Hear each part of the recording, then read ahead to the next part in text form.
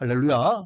오늘도 하나님께 나와 찬양과 경배와 예배로 하나님께 영광 돌리고 주신 말씀을 붙잡고 기도의 자리로 나가는 저와 여러분에게 하나님의 한량없는 은혜와 축복이 가득하기를 주님의 이름으로 축원드립니다. 자, 오늘 본문 4절에 보니 두 사람이라고 되어 있습니다. 두 사람. 두 사람이 누구일까요? 그렇죠. 지난주에 1절부터 3절까지 내용이 어떤 내용이었습니까? 인디옥 교회에 여러 지도자들이 있었다. 그런데 그 가운데에 특별히 하나님께서 두 사람을 따로 세워라 하셨다 했습니다. 그 두 사람이 2절에 보니까 바나바와 사울이라고 되어 있죠. 그리고 그들에게 안수하고 보냄 했죠. 보냄을 받은 자들이라 했습니다. 여러분, 보냄을 받은 자는 일명 누구를 이야기합니까? 사도들을 이야기해요. 사도들은 보냄을 받은 자라는 뜻이에요. 그래서 우리가 흔히 알고 있는 사도는 12사도 플러스 사도 바울 13명 생각할 수 있지만 사도행전을 보면은 하나님의 복음을 전하기 위하여 보냄을 받은 자들을 다 칭하면서 사도라고 하고 있는 것을 볼 수 있습니다. 그래서 바울과 이 바나바를 향해서도 사도들이라고 표현하고 있는 부분이 많이 사도행전에 기록되어 있죠. 이렇게 하나님께서는 세계 열방을 향해서 첫 선교사로 바나바와 사울을 들어 세우셨습니다. 그리고 오늘 본문 4절에 그들이 이제 출발하는 거예요. 역사적인 순간이죠. 그동안은 이스라엘 중심으로 복음을 전하고 있던 초대교회가 이제는 본격적으로 선교사를 파송하여서 이민족과 또 타국에 하나님의 복음을 전하게 되는 엄청난 일을 보게 됩니다. 자, 그러면 이들이 제일 처음 간 선교지는 어딜까요? 어, 사진을 한번 찾아서 보여주면 좋겠습니다. 자, 사진 말씀 보면 성경 지도의 폴더 안에 보면 있겠죠. 두 사람이 성령의 보내심을 받아 실루기아에 내려가 거기서 배 타고 어디로 건너갔더라? 어디로 건너갔더라? 구브로로 갔다. 구브로.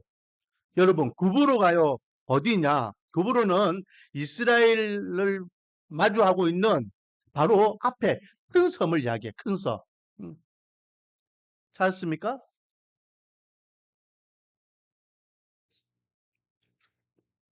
구브로. 이 구브로를 왜 갔을까요? 왜?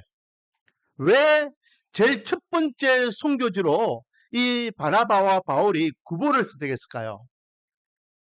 여러분, 구보라 하면은 떠올리는 인물이 있어야 됩니다. 그 인물이 누구냐? 사실은 사장에 보면은 거기에 대한 힌트가 나오죠. 사장 뒷부분에 보니까요, 36절. 구보로에서 난 레위족 사람이 있으니 이름은 요셉이라. 사도들이 일컬어 그 요셉이라는 사람, 구보로 출생이에요. 구보로 출신의 요셉이라는 사람이 있는데 그 요셉이라는 사람을 향해서 사도들이 별명을 지어줬습니다. 그 별명이 무엇이냐? 바로 바나바라는 이름을 지어줬다. 이 바나바는 무슨 위로자, 또는 위로의 아들이라. 바자가 무슨 바자냐면 아들 바자, 아들. 좀 이따 제가 다시 이야기하겠지만, 그러니까 나바 위로라는 거야. 그러니까 또는 위로자라는 뜻이에요. 이 말은 성도들을 위로하고 격려하고 다독거리고 세워주는 일을 잘했기 때문에 요셉을 이걸 이제 바나바라 해라라고 이름을 별명을 그렇게 붙여줬다라는 겁니다. 자, 다시 오늘 본문으로 돌아와서 여러분 왜 바나바 사울이 첫 선교지로 구별을 했을까요?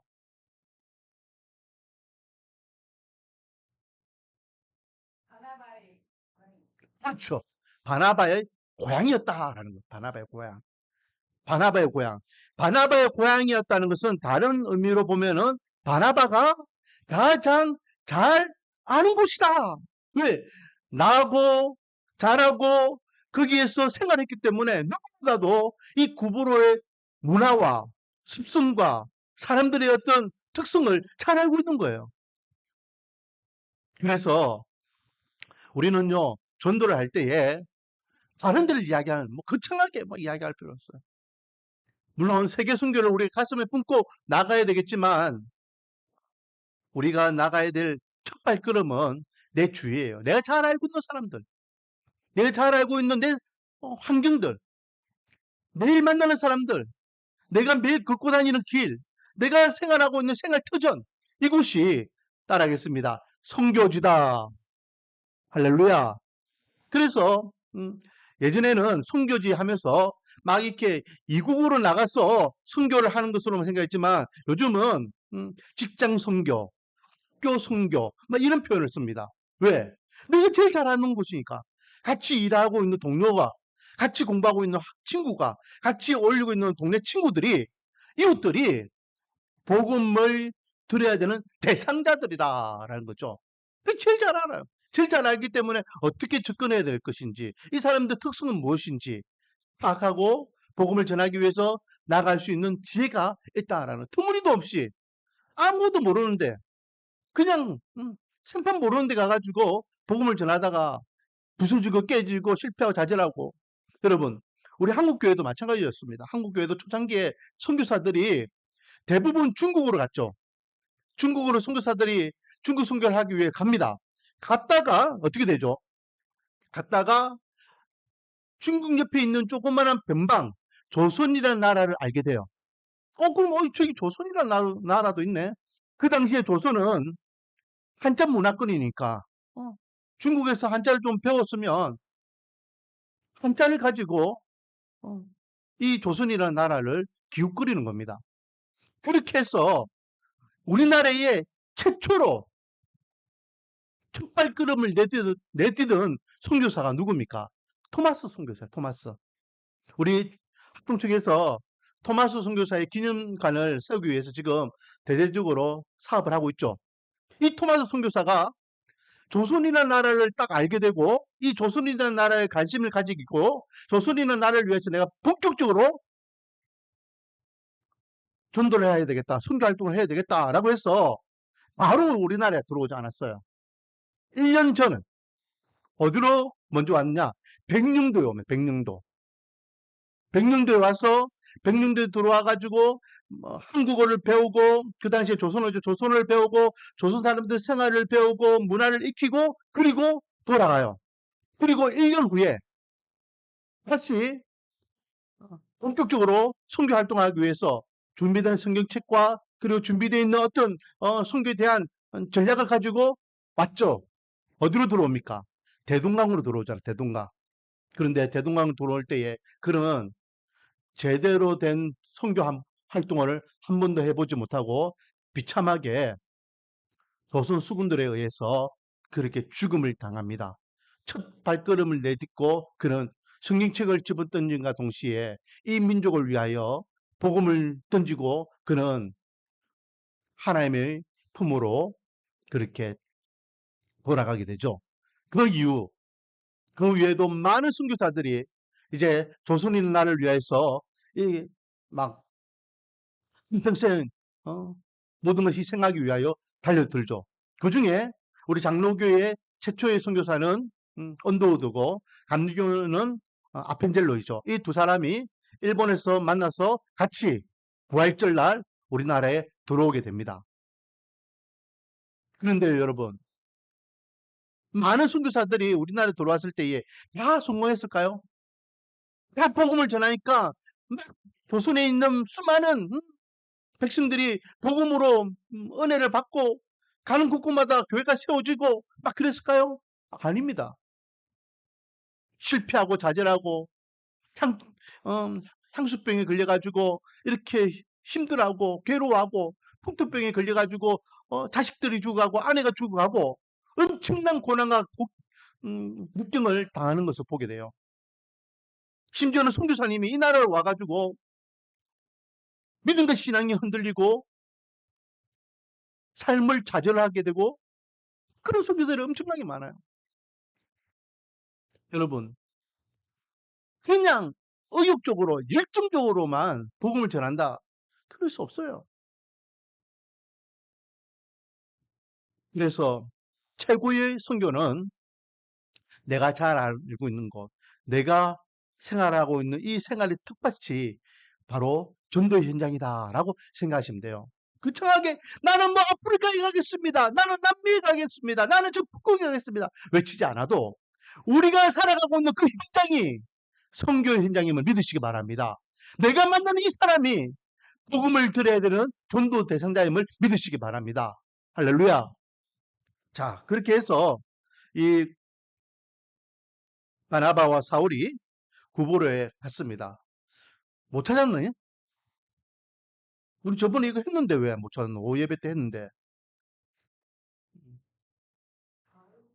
사도행전 13장 또는 전도, 전도 여행, 제1차 전도 여행, 여기 보면 있는데 왜? 사도행전 13장.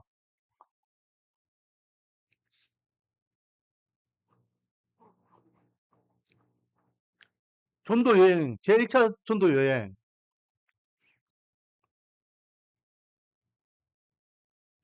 자, 그렇게 해서 이제 구부로 왔습니다. 구부로 와서 제일 처음에 도달한 곳이 오전에 보니까 살람이라는 항구 도시입니다. 그곳에서 복음을 전해요. 전하고 이제 옮겨가죠. 옮겨가는데 어디로 옮겨가느냐? 6절에 보면 한가운데, 섬 한가운데를 가로질러서 바보라는 곳으로 갑니다. 바보. 이거는 그냥 바보가 아니고 그냥 동네 이름이 바보입니다. 7절에 그와 함께하는 수행원 요한이 있는데 이 요한은요 우리가 다음 주에 우리가 좀 봐야 되니까 요한에 대한 부분은 넘어가고 그렇게 해서 살로마에서 이제 바보로 옮겨갑니다. 그곳에서 이제 한 사람을 만나요. 그곳에서 오늘 이제 주제가 되는 인물을 만납니다. 그 사람을 6절에 보니까 그 사람을 이렇게 이야기합니다. 바예수. 어디서 많이 들어봤죠? 익숙한 이름이죠. 누구하고 이름 똑같습니까? 예수님하고 뭐 이름 똑같잖아요. 그렇죠? 제가 조금 전에 힌트를 줬습니다. 바나바 할 때 힌트를 줬어요. 앞에 바자가 붙으면 뭐라고요? 그렇죠. 금방 10분밖에 안 지났는데 앞에 바자가 붙으면 그건 아들이라는 뜻이에요. 아들. 아들. 그래서 바나바는 나바의 아들이라는 거예요. 위로의 아들이라는 뜻이라 했잖아요. 그러면 바디메오죠. 바디메오. 바디메오는 디메오의 아들이라는 거예요. 바디메오가 사람 이름이 아니라 디메오라는 아버지의 아들이다. 저 맹인은 디메오의 아들이야. 이 말이에요. 바디메오. 그러면 예수는 무슨 뜻일까요? 이때 예수님을 붙이면 안 되고 예수의 아들이라는 뜻. 예수의 아들. 그러면은 여러분 이 예수란 뜻이 뭘까? 예수란 뜻은요. 구약에는 여호수아라는 뜻과 그리고 호세아라는 뜻이 같은 의미예요. 그 여호수아, 호세아, 예수 이 의미는 같은 단어입니다. 뜻이 뭘까요? 왜 우리가 예수님 할까요? 바로 예수님의 뜻이 따라하겠습니다. 구원자, 구원자라는 뜻이에요. 자, 그러면 예수라고 사람들이 이 구부로 사람들이 특히 바보 지역에 있는 사람들이 이 사람을 향해서 예수라고 칭하고 있어요. 어? 바 예수 이래 이해해요. 그러면 이 예수라는 뜻이 뭐라고요? 땡. 그렇죠. 구원자의 아들이라는 뜻이에요. 구원자의 아들. 구원자의 아들이라고 추앙하고 있는 거예요. 마치 이단들의 교주들을 향해서 우리 구원자요! 라고 하는 것 같이 이 사람들은 이 사람을 향해서 우리 예수요! 우리 구원자의 아들이요! 라고 이렇게 추앙하는 겁니다. 자, 그러면 왜 이쪽의 사람들이 이 사람을 예수라고 추앙하느냐? 이 사람은요, 이렇게 설명하네요. 6절에 보니까 예수라 하는 유대인, 이 사람은 어디 출신이냐? 유대인 출신이에요. 그러니까 배 타고 들어온 사람이, 구부로 사람이 원래가 아니었다는 거예요. 그 유대인 출신, 이 사람이 뭐 하던 사람이다? 거짓 선지자인 뭐다? 마술사다, 마술사. 여러분, 마술은 지금 우리가 이야기하는 이렇게 사람들을 이렇게 즐겁게 해주는 그런 마술이 아니에요. 이거는 속임수를 이야기하죠. 사람들을 통하여서 속여가지고 하고, 그래서 두려움을 가지고 자기를 교미하게끔 만드는 이 마술사는 구약시대 때도 마술사라는 단어가 있었는데, 이 구약시대 단어, 이 마술사, 오늘날 이야기하면 마술을 부리는 그런 손재주로 마술을 부리는 사람이 아니라 무당들을 이야기합니다. 무당들. 그런데 이 마술사는요, 거짓 선지자라고 돼 있죠. 그러니까 이 사람은요, 진짜 자기가 어떤 영권이 있어가지고 하는 것이 아니라 사람들을 속여가지고 그 권세와 권위를 누리는 자예요. 그래서 그 지역에 가장 힘이 있는 총독 서교 바울을 창합했어요. 총독을 손에 딱 쥐고 있으니까 누가 두렵고 무섭겠습니까? 서교 바울은 이게 호기심도 많고 뭔가 이렇게 알려고 하는 것이 좀 많았던 사람인 것 같아요. 그래서 7절에 보니까 이 바나바와 바울이 그 동네에 들어와가지고 복음을 전하고 막 이래 하니까 표적의 기사를 일으키고 하니까 자기 동네 사람들만 이렇게 보다가 또 저기 타국의 사람이 와가지고 또 예수님의 복음을 전하고 기적의 표적을 전하니까 신기하잖아요. 궁금하잖아요. 흥미가 땡긴단 말이죠. 그래서 어떻게 했을까요? 7절에 보니까 바나바와 사울을 불러 하나님의 말씀을 듣고자 하더라. 듣고자 하더라. 자, 그러면 어떻게 됩니까? 바나바와 바울이 전하는 복음과 바나바와 바울이 전하는 이 표적과 기사, 사람을 살리고 병자를 고치고 귀신을 쫓아내는 이게 복음사에게 있어서 기본적인 하나님의 역사들이었잖아요. 이런 것들을 막 하게 되면 예수의 입장이 어떻게 될까요? 진짜가 진짜 행세를 막 했단 말이에요. 그런데 진짜가 나타났어. 그러면 자기가 갔다는 것을 뽀록 나겠죠. 그동안 자기가 누리고 있던 모든 것들을 잃어버리게 된단 말이에요. 그래서 어떻게 합니까? 8절에 이 마수사 엘루마는 이 이름을 번역하면 마수사라. 그들을 대적하여 총독으로 뭐하게 했더라? 믿지 못하게 하였더라. 믿지 못하게 하였더라. 속에서 뒤에서 자꾸만 총독의 귀를 닫게 하고 마음의 문을 닫게 하고 믿지 못하도록 방해하더라. 왜? 이 바예수는 근본적으로 어떤 인간이기 때문에 하고 거짓되고 10절 봅시다. 모든 거짓과 킹이 가득한 자요 마귀의 자식이요 모든 의의 원수요 라고 사도 바울이 그를 향해서 선포해버립니다. 방해하니까 복음을 방해하고 하나님의 복음 사역을 방해하고 또 이 총독이 복음을 들으려고 하는데 듣는 것을 방해하고 그러니 바울이 헛통치 이 킹이 가득한 자야 이 마귀 새끼야 삶의 의의 원수야 하면서 쏘아붙이는 거예요. 그리고 주의 바른 길을 굽게 하기를 그치라 하면서 하나님의 복음을 전하는데 그것을 듣지 말라 이 말이에요.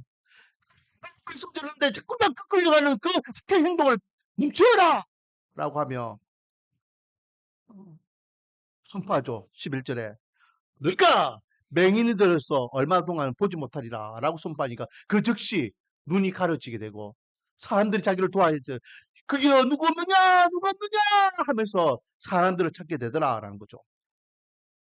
이 일을 보고 총독이 내가 그동안 진짜인 줄 알았는데 얘 이 바예수가 가짜였구나. 나를 미혹하고 진짜인 것처럼 행세하였구나. 근데 와 내가 진짜를 찾았구나. 이 바나바와 사울이 전하는 복음이 진짜이고 그들이 전하는 하나님이 진짜이구나. 그 진짜를 만나서 이 총독이 12절에 그렇게 된 것을 보고 믿으며 주의 가르침을 놀랍게 여기더라 라고 하며 그 지역에 복음의 열매가 맺어지는 것을 보게 됩니다. 자, 여기에서 우리에게 주시는 두 번째 교훈이 뭘까요? 바로 세상 사람들은 거짓에 미혹되어 있다는 것입니다. 거짓에. 거짓이 진짜인 양 착각하고 살아가고 있어요. 돈이 진짜인 양, 건강이 진짜 있냐? 명예가 진짜 있냐? 명성이 진짜 있냐? 권세가 진짜 있냐? 그 진짜인 것 같은 것들을 쫓아가게끔 자꾸만 유혹하고 있어요. 그리고 사람들은 그것이 진짜인 줄 알고 그것을 향해 달려가고 있어요. 그것을 향하여. 여러분, 썩어져 없어질 것은요, 마귀가 우리에게 주는 달콤한 유혹입니다. 예수님께 마귀가 처음 행했던 그 세 가지 시험도 마찬가지잖아요. 먹는 문제, 명예로운 문제, 군사적인 문제, 등에 대한 문제, 사람들이 쫓아가고 있는 그 짓을 향해 쫓아가고 있는 그 부르중인 것을 마귀는 예수님에게도 동일하게 시험했습니다. 진짜이신 하나님이 계시는 데에, 진짜이신 하나님이 주인으로 왕으로 모시고 살아야 되는 데에 자꾸만 가짜를 향해서 달려가고 있으며 그 가짜가 진짜인 것 같이, 그 가짜가 주인인 것 같이, 그 가짜가 왕인 것 같이, 그 가짜가 나의 모든 것들을 책임져 줄 수 있는 것 같이, 그 가짜가 나의 구원자인 것 같이 착각하며 살아가고 있더라라는 거예요. 여러분, 세상 사람들이 가짜를 진짜인 줄 알고 그렇게 살아가고 있는 그들에게 우리는 진짜가 있음을 가르쳐 줘야 됩니다. 진짜가 있음을 알려주지 않으면 세상 사람들은요, 가짜가 진짜인 줄 알고 그렇게 눈물고 긴 맞고 그렇게 살아갈 수밖에 없어요. 나중에 이들이 주님 앞에 서서 우리에게 진짜를 알려준 사람이 아무도 없었습니다라고 호소하게 되면 그들의 핏값을 누구에게 묻겠다라고 말씀하셨습니까? 바로 먼저 된 저와 여러분을 향하여 묻겠다라고 말씀하셨습니다. 원하기는 우리 말씀과 은혜교회가 우리 교회가 달려가야 될 방향이 어떤 방향입니까? 명확하죠. 제가 항상 똑같이 이야기합니다. 교회의 존재 목적에 대해서 교회는 복음을 위하여 세워졌고 복음 중심적으로 달려가야 됩니다.